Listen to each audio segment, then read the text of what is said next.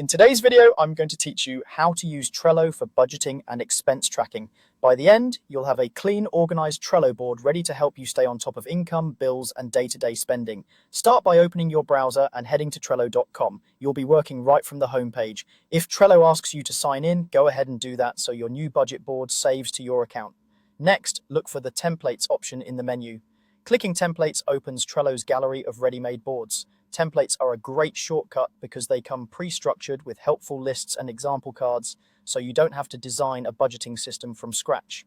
In the template gallery, use the search bar and type budgeting. This narrows the gallery to boards designed for personal finance, monthly budgets, and expense tracking.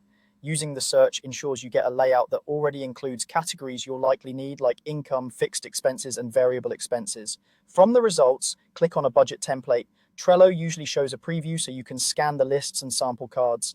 Pick the one whose structure makes the most sense for you. A solid template will make it easy to track recurring bills, one-off purchases, and savings goals all in one place. Now, choose Use Template. This copies the template into your Trello account so you can make it your own without changing the original. Think of it as cloning a blueprint that you can customize.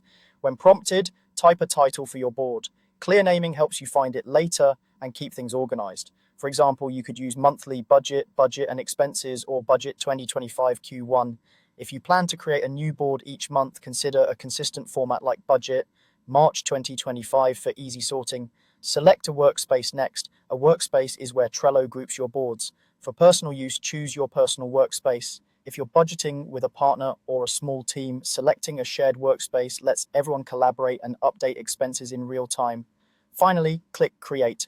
Trello will spin up your board with the templates, lists, and example cards ready to go. From here, you can rename lists to match your categories, edit or remove example cards, and start entering your own income and expenses.